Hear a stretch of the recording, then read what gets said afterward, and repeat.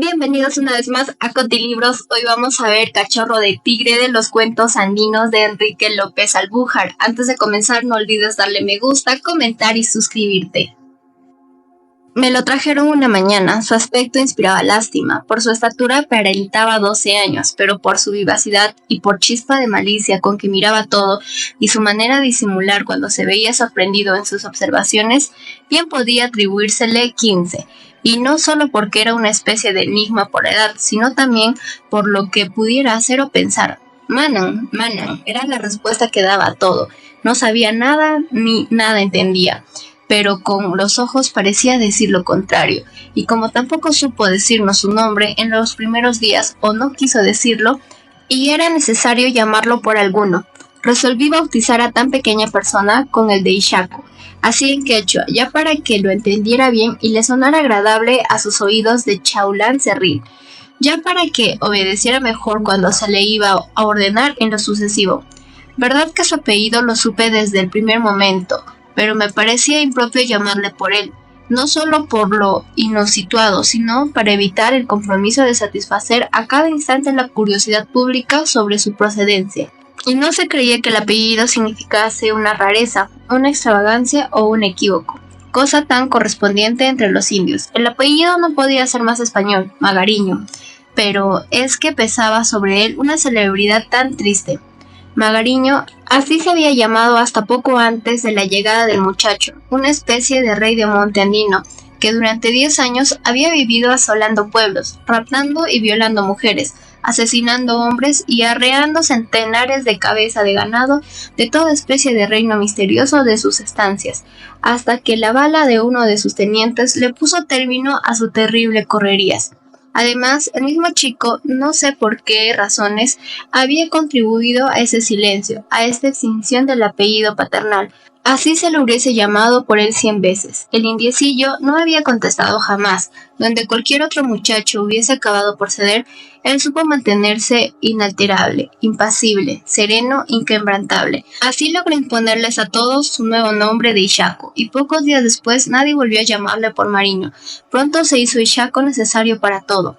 Para los recados, para las compras, para la cocina, para la mesa, para mis hijos, hasta para el juzgado, cuyo aseo y arreglo aprendió en un santiamén, con lo que probó que el cerebro de un chaguán no era tan refractario a la idea de orden como parece, y se hizo necesario por no ser el único, sino porque viéndole todo su voluntad y su paciencia, su acomodamiento, su prontitud para hacer las cosas, todos acabaron por descargar en él gran parte de sus obligaciones, cosa que desde otro punto de vista muy propio de la humana naturaleza de Ishaco, quedó pues convertido en la piedra angular de mi servidumbre y también en cabeza de turco cuando alguien necesitaba aliviarse de una disculpa.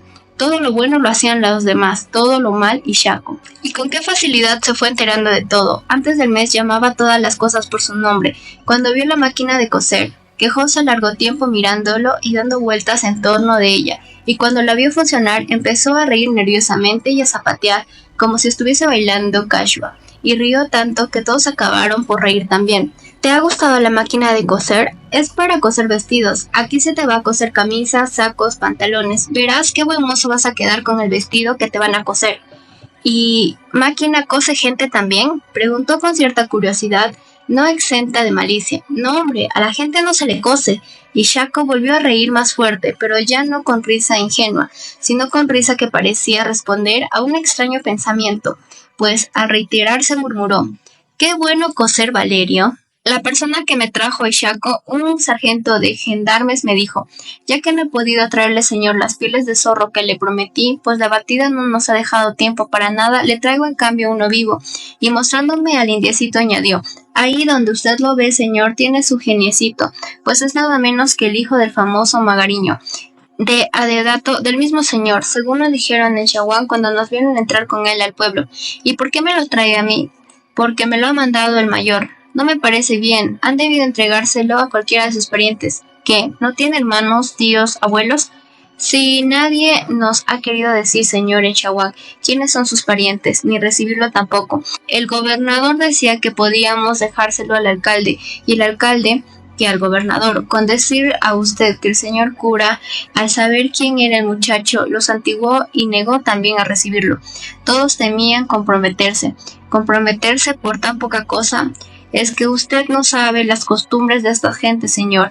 Cuando corre sangre entre dos familias, como ahora entre los Valerios y los Magariños, el que te protege a uno de ellos se trae el enojo de los otros. Esas gentes odian como demonios, señor. ¿Y el juez de paz? ¿Qué hizo el juez de paz? El juez de paz también hizo el quite, señor. ¿Sabe usted lo que dijo? Hijo de bandolero no sirve. Si los Valerios saben que está aquí uno de los hijos de Magariño, vendrán por él, lo retasearán y me quemarán la casa. Y si lo saben, los Magariños dirán que les he secuestrado al pariente y vendrán también a pedirme cuentas. Llévatelo, Taita, no sirve. Y el mayor cargó con él. Y puesto yo en la disyuntiva de rechazar a la criatura por una simple cuestión de forma, para que fuera a parar a quien sabe en qué manos, o dar en alguno de los cuarteles donde corregiría el riesgo de pervertirle, o de aceptarlo y mandarlo en mi poder hasta que fuese reclamado por alguno de sus deudos, opté por lo último. Y el vástago de uno de los bandoleros más famosos de estos desaventurados campos andinos entró a ser un miembro más de mi familia. El chico comenzó a mendrar prodigiosamente, parecía crecer por centímetros. Aquella faz terrosa y resquebrajada por las inclemencias de las alturas con que llegó a mi casa, fue adquiriendo paulatinamente la tersura y el brillo de un rostro juvenil. La ablución cotidiana, el cabello cortado al rape, la manera de vestir y calzar, el trato y la estimación que se le diera desde el primer momento, contribuyó a darle aire de decencia y visible expresión de simpatía. De todo lo que pareció enterarse al principio perfectamente el indio, así como del valor personal a tan poca cosa adquirida, se paraba delante del espejo un largo rato y después de mirarse por sus cuatro costados, acababa por sacarle la lengua y mostrarle el puño a la imagen que tenía delante, y era de verla en sus ratos de repentina expansión allá en el interior del hogar, frente a la servidumbre, derrochando imitación y comicidad hasta hacer destellar de risa al auditorio. ¿Cómo anda patrón Francisco? ¿No sabe cómo anda patrón Francisco? Patrón anda así. Y señorita ríe así como así. Y cuando patrón está a despacho y presa adelante, va para allá, viene para acá, da vueltas como cabro encerrado. Se baja la gorra, junta las cejas así y después grita: «Estás mintiendo, te conozco, ojo zamarro». Y cambiando de tema con voluntad desconcertante, comenzaba a explorar el de los motes, acabando por enojar a todos. Tú, dirigiéndose a la cocinera, pareces Sachabaca. Tú, al mayordomo, que es un negro mozo y poco amigo de las bromas, añas foañas. A lo que el negro, que desde la llegada del indio miraba con cierta ojeriza, echábasela encima con las más aviesas intenciones que Ishaco sabía burlas con un simple salto de tigre y una rápida fuga. Y de estas cómicas expansiones, Ishaco venía a parar al libro de lectura que había por cualquier página y comenzaba a deletrear antojadizamente con seriedad de colegial contraído, y no lo hacía mal a la hora de dar la lección. Su memoria era tanta que le bastaba uno o dos repasos para repetir de una tirada hasta media página. Su memoria visual plástica, sobre todo, era prodigiosa. En un momento aprendió a ver la hora en el reloj, a distinguir los periódicos ilustrados de los que no lo eran, y a saber sus nombres, a conocer el valor de las estampillas y lo que era una factura y una carta. Al lado de estas manifestaciones de inteligencia vivaz, habían otras de una animalidad extraña, que habían confundido al psicólogo y a las que posiblemente ningún poder hubiese podido corregir o atenuar. Se cazaba los piojos y se los comía deliciosamente. Después de verlos andar sobre la uña, se hurtaba los pedazos de carne cruda y sangrienta y los engulía con rapidez y voracidad de un martín pescador. Recogía en cualquier caso la sangre de los animales degollados y, humeante aún, se las bebía atragantadas, celebrando después en risotadas bestiales el cloque que aquella hiciera al pasarle por la garganta. Hacía provisiones de cebo y de piltrafas recogidas en la cocina, ocultándolas en cualquier escondrillo, para sacar más tarde en plena descomposición y devorarlas a solas y tranquilamente.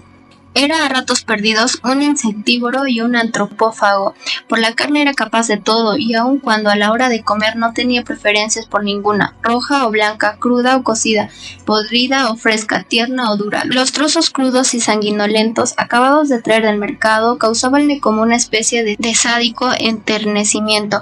Para él había sido un placer revolcarse a la manera del gato cuando olfatea algo que excita su sensibilidad, sobre un colchón de carne roja y palpitante. Diríase que la vista y el olor de la carne cruda despertaban en él quién sabe qué rabiosos gustos ancestrales, pues su boca de batracio se distendía en una sonrisa bestial, hasta mostrar el clavijero púrpura de las encías y los ojos saltones, le brillaban con el innombre brillo de la codicia.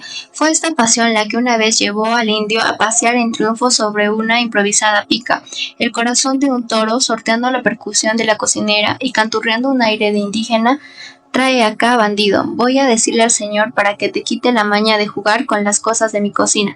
Silencio, Sashabaca, no molestes, que estoy muy alegre. Déjame pasear, corazoncito, así voy a pasear, corazón. Valerio, y comérselo después.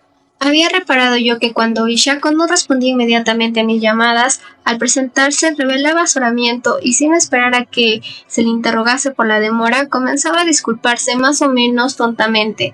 Estoy barriendo despacho, Taita, díjeme en una cierta ocasión. ¿Y esta mañana no lo barriste? Sacudí no más mesas, Taita. Esta manera de responder se me hizo sospechosa y resolví espiarlo. Este chico era demasiado curioso y su curiosidad podía llevarlo lejos. Además, en el despacho había cosas que podían tentarlo. Ya se le había sorprendido encaramado en la consola, haciendo girar las manecillas del reloj, y teclando también en la máquina de escribir. La ocasión no tardó en llegar. Hallábame en una habitación contigua al despacho, entregado al estudio de un expediente, cuando comencé a percibir una serie de golpecillos secos, crepitantes, que me indicaron que alguien andaba en el despacho. Me levanté presuroso y atisbé. Era Ishako, que se entretenía en un rastallar una carabina apuntándole a un blanco imaginario. Su manera de manejar el arma me dejó asombrado.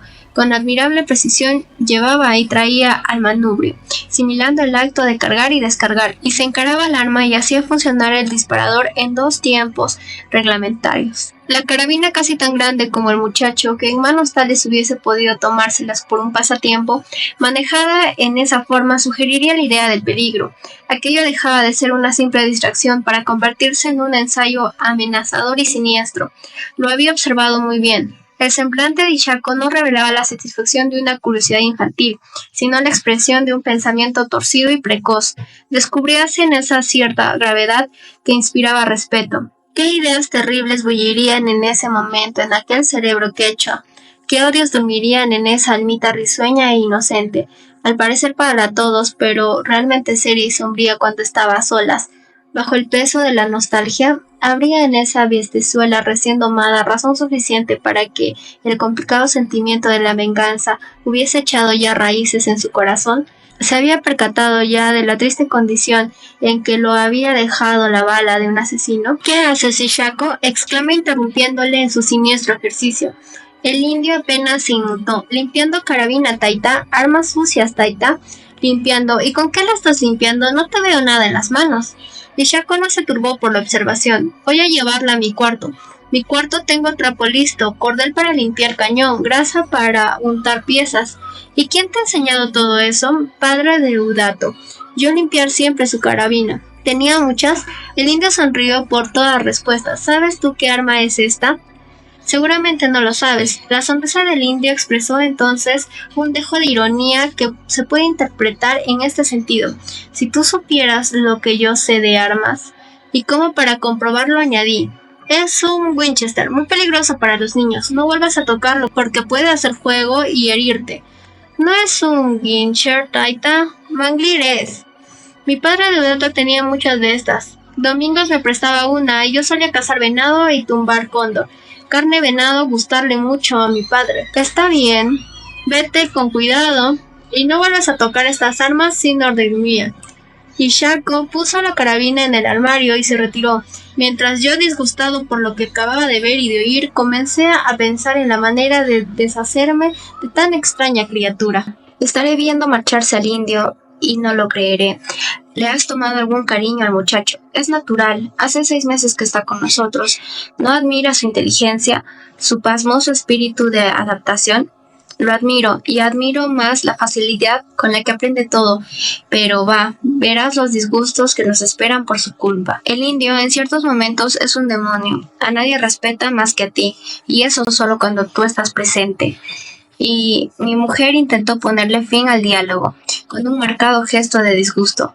Todo lo que hace es propio de la edad, hijita. A su edad todos hemos hecho más o menos las mismas cosas, travesuras. Pobre los niños serios. Es que lo que hace Shako son perversidades que espeluzman.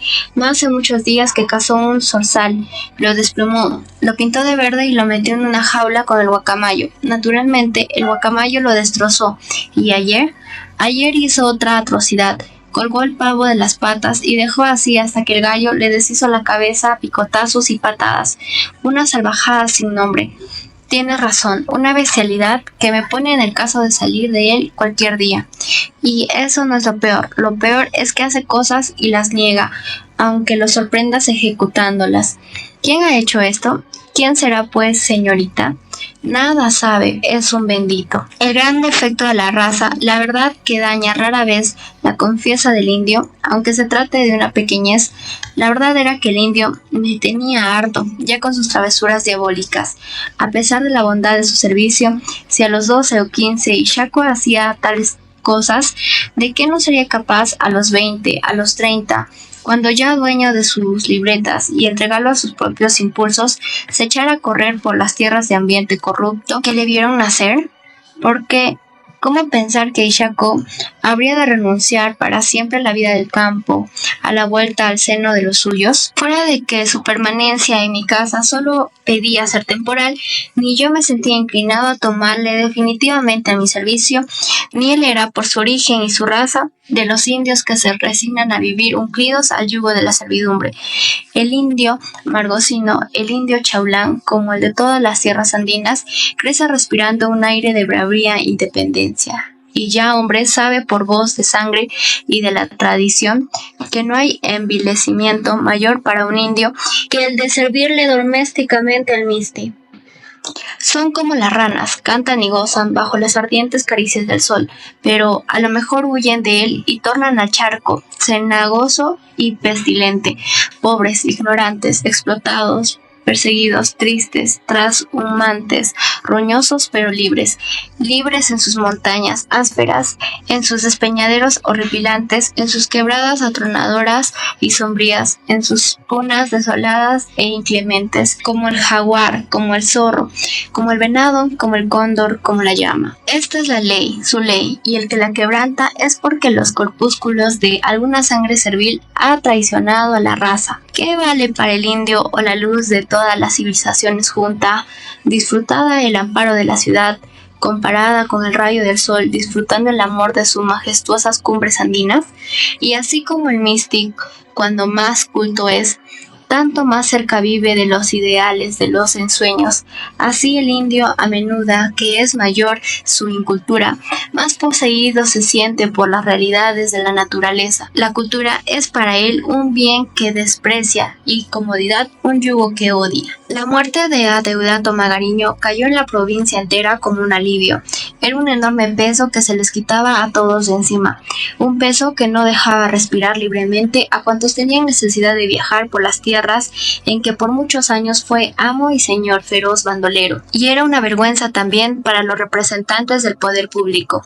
Todas las improvisadas persecuciones dirigidas contra el terrible Chaulán habían fracasado ruidosamente, mientras la fuerza pública redoblaba la furia de sus marchas, combinando audaces e infalibles planes de captura, gastando energías dignas de más nobles empeños.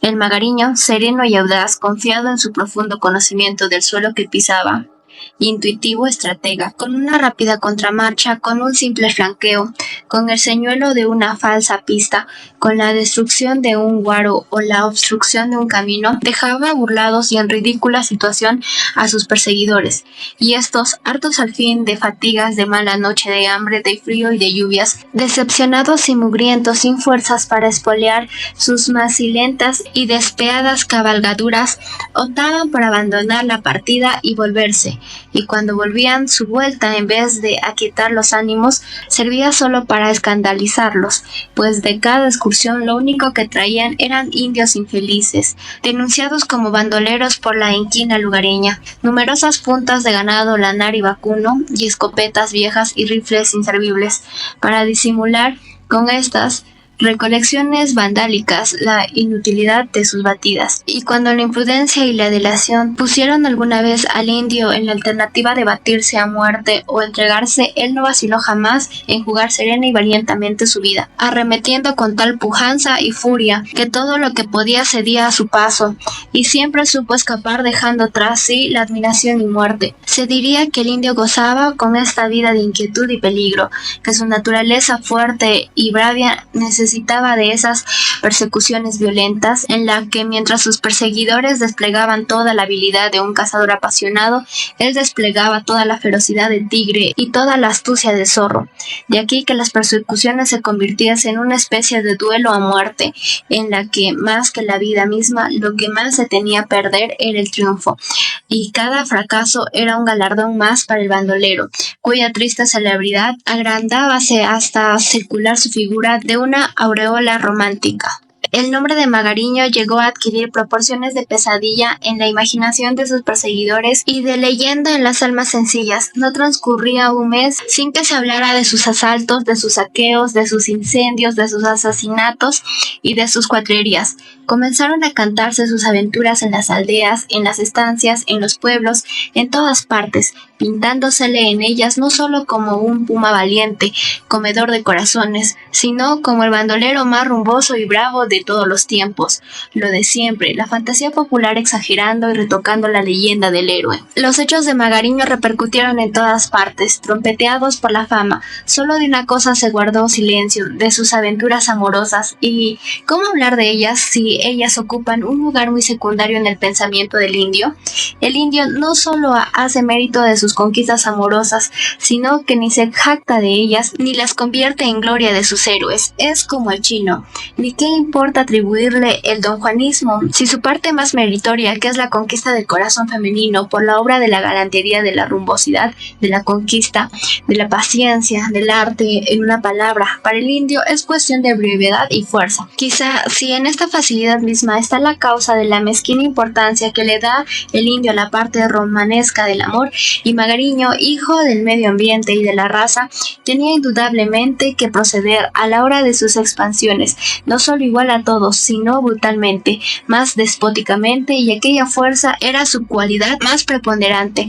Por esta razón sus triunfos amorosos se reducían a golpes de fuerza, violaciones y estupros, prólogos y epílogos de sus invasiones y salteos, y toda esta armazón de triste gloria había caído deshecha al golpe de una bala certera, allá en la soledad de una estancia recóndita, perdida entre la quietud hierádica de las cumbres hinolladas y el niveo sudario de la puma bravía. Una hora de festejo y alcohol, y de confianza también, rara en un hombre que siempre desconfía de todo, lo puso a su merced de un compañero traidor.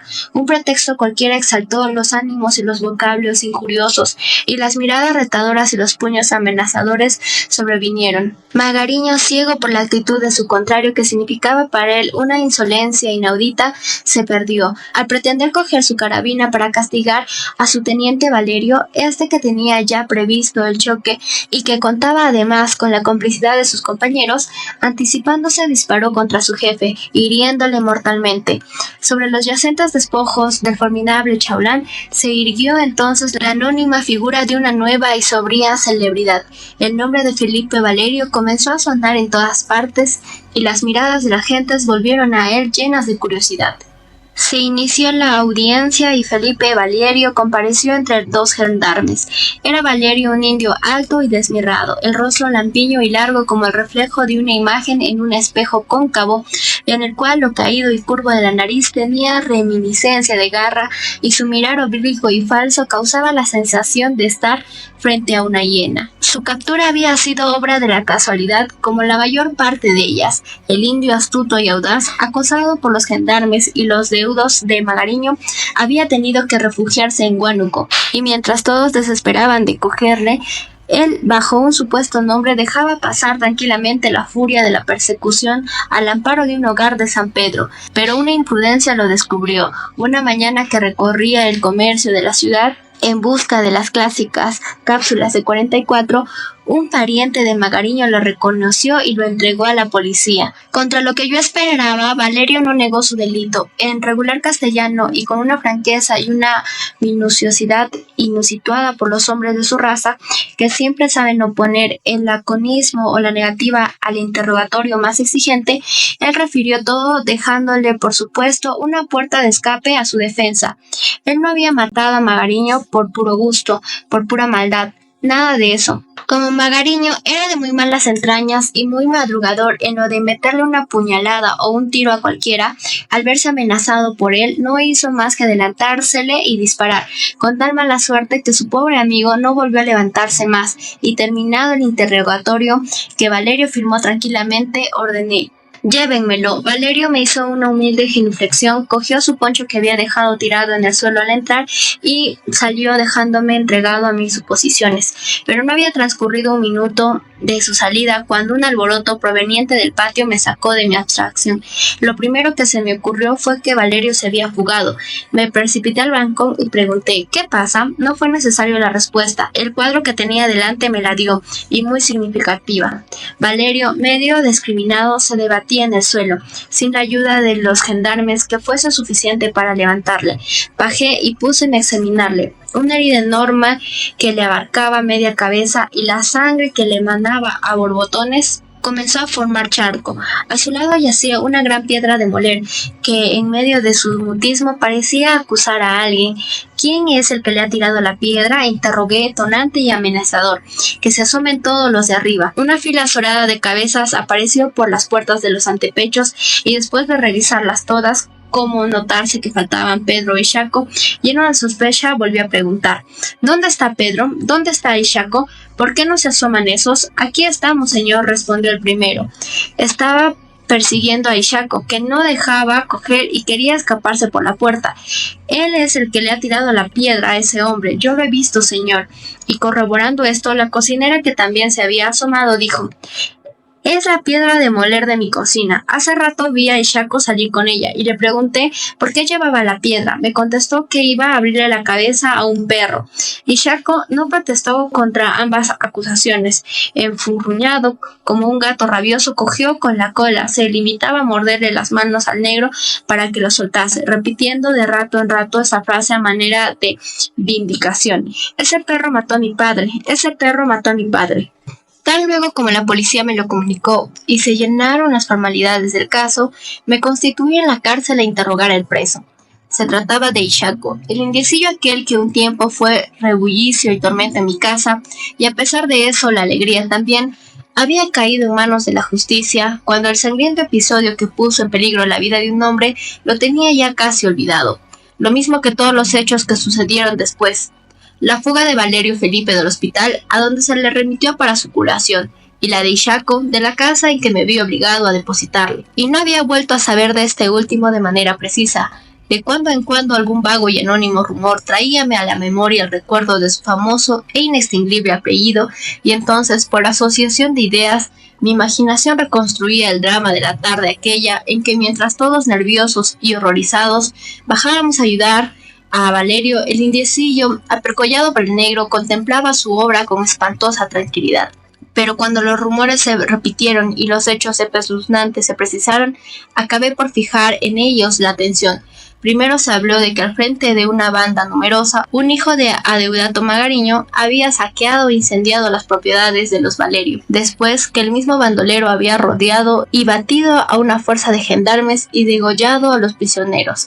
Más tarde, que Felipe Valerio había sido cogido por el hijo de Magariño y que éste, en venganza de la muerte de su padre, después de haberle tenido toda una noche colgada por los pies, lo había mutilado paulatinamente en el espacio de varios días. Esta manera de torturar, igual a la que Shaco practicaba en cierta ocasión en mi casa con uno de mis animales, me llevó a pensar en si no sería aquello idea del mismo cerebro y obra de la misma mano, porque al ser cierto todos esos horrores y al autor del hijo de Magariño, no era acertado suponer que Shaco fuese uno de los de la banda y el inspirador de estos odiosos refinamientos de crueldad. Aquella diabólica idea de colgar a los hombres por los pies toda una noche, aquella vivisección lenta y sañuda digna de un suplicio chinesco, pero mis dudas se habían desvanecido repentinamente.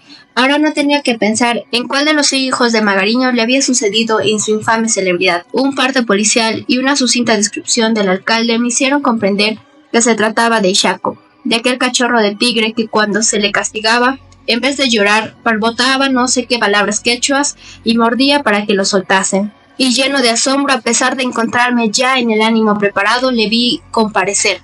«Buenos días, Taita. Buenos días, siéntate». «Gracias, Taita». Habría crecido y cambiado más. Toda aquella desmedrada apariencia que viniera a mi casa en otro tiempo había desaparecido. Tenía un aire reposado y todas las trazas de un hombre. Sus ojos miraban firmemente, sin la esquivez ni el disimulo de los de la generalidad de su raza, y por más que le observé, no pude descubrir en ellos ni fiereza ni crueldad. Se diría que todos aquellos cuadros de horror y de sangre, obra de su voluntad y de su bárbara inventiva, que seguramente había tenido que ver desfilar durante su corta pero ruda y tormentosa vida de bandolero, no había impreso la huella en sus ojos.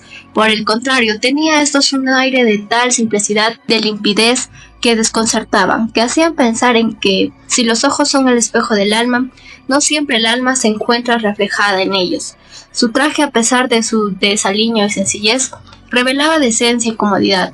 Pantalón de paño gris, precios zapatones de becerro, hermoso poncho lisado al hilo que le llegaban a los muslos, y un pañuelo blanco, al parecer de seda, anudado a la cabeza a manera de un labriego español. Al preguntarle por su nombre, me miró significativamente y respondió sonriendo: «Diego Magariño para todos, Taita, pero para ti y Shaco». A semejante respuesta sentí que algo se conmovió dentro de mí, pero el poder de mi voluntad o la fuerza del hábito, que todo podía hacer, lo sofocó sin permitir que asomara mi rostro. Y para romper el silencio que reinaba en la sala, interrumpido solo por el nerviosismo rasgueo por el que actuaría parecía arañar el papel sellado, silencio que, no sé por qué razón, causábame extraño malestar, dije por decir algo: «Quítate el poncho». El acusado vaciló un momento, pero sugestionado por mi mirar imperativo, se la quitó, no sin cierta lentitud que a mí me pareció sospechosa. «Ponlo en la banca». Todo fue quitarse el poncho y Shaco, y comenzar. Yo no sentí una pesada y sofocante hediondez que iba aumentando a cada momento que hacía el indio para colocarse detrás de la espalda el huayquí. Todos comenzamos a mirarnos con desconfianza. «Es el poncho, señor», exclamó el actuario. «No creo que sea el poncho», dije yo. «Lo que siento es un olor de podredumbre», y acordándome de repente de las nauseabundas aficiones de Shaco, añadí: «Acércate y abre el huayquí. Quiero ver lo que tienes en el huayquí». «Fiambrecito, Taita. ¿Para qué sacarlo, Taita? No te va a gustar. Sácalo, quiero verlo». El indio, dominado, sumiso, metió la mano en el huequí y sacó sin repugnancia un lío, cuya fetidez, a medida que lo desenvolvía, iba haciéndose más insoportable. 2 trozos de carne aparecieron. «Carnecita, Taita», dijo mostrándome el contenido, pero con reserva. «¿Carne?», dijo el actuario acercándose al indio. «No creo, parecen ojos, señor». Di un salto, miré atentamente y después de cerciorarme de lo que el indio tenía en la mano, era realmente 2 ojos. Le pregunté lleno de horror: «¿De quién son esos ojos, canalla?». «De Valerio, Taita. Se los saqué para que no me persiguiera la justicia». Y aquellos 2 pedazos de carne globular, gelatinosos y lívidos como bolsas de tarántula, eran efectivamente 2 ojos humanos que parecían mirar y sugerían el horror de 100 tragedias. Y así es como termina el cuento Cachorro de Tigre. Si no te esperabas ese final, dale me gusta, comenta y comparte. Yo la verdad no me esperaba ese final, ver ojos humanos ahí. Aunque Laura ya te lo iba sugiriendo que iba a ser algo terrible, porque desde pequeñito ya hacía cosas inusitadas. como poner un animal de patas arriba para que viniese otro y le rompiera el cráneo. Entonces, como que ya te lo iba sugiriendo, pero no me imaginé tanto así. Me dio un poco de miedo, un poco de terror, pero sí estuvo bien entretenida esta obrita. Bueno, quería darles muchísimas gracias por haberse suscrito a este canal. No se olviden de dejar sus comentarios, me gusta, decirme en qué puedo mejorar, qué es lo que más puedo agregar, qué obras más les gustaría que estén acá, cuentos, obras, no sé, novelas, lo que les gustaría que esté aquí, para ir resumiéndolas o tal vez leyéndolas como ustedes quieran. Por favor, espero sus comentarios. Muchísimas gracias por estar suscritos a este canal.